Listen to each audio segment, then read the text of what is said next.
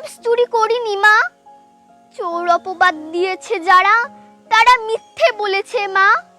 মা, আমি চুরি করিনি, চিপস চুরি করিনি মা।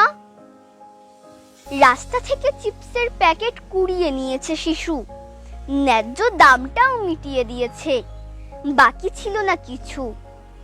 তারপরেও রাস্তার মাঝে ধরতে হয়েছে কান।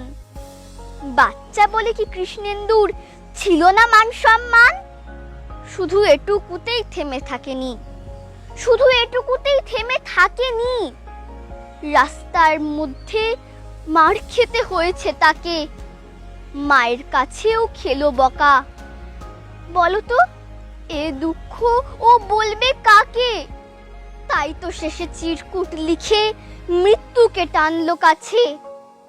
তোমরাই বলো তো, এই শিশুটির সত্যি কি কোনো অপরাধ আছে? সত্যিকারের চোর যারা, তারা কি শাস্তি পায়? সত্যিকারের চোর যারা, তারা কি শাস্তি পায়? দিনের পর দিন কত কিছুই তো চুরি হয়েই যায়, তারপরেও কলার উঁচিয়ে ঘুরছে সকলে পথে। তারপরেও কলার উঁচিয়ে ঘুরছে সকলে পথে। কই, তাদের তো কোনো বিচার হয় না।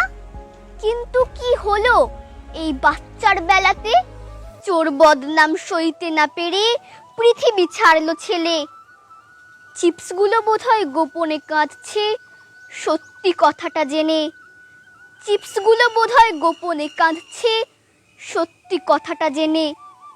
চোর বদনাম সইতে না পেরে পৃথিবী ছাড়লো ছেলে।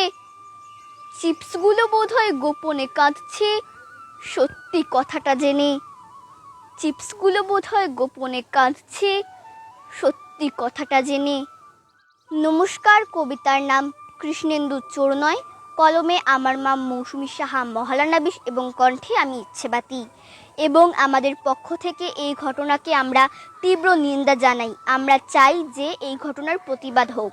তোমরা যদি এই প্রতিবাদে সামিল হতে চাও তাহলে অবশ্যই আমার এই কবিতাটিকে তোমরা ছড়িয়ে দিও, সকলের কাছে পৌঁছে দিও এবং পেজটিকে তোমরা ফলো করে দিও।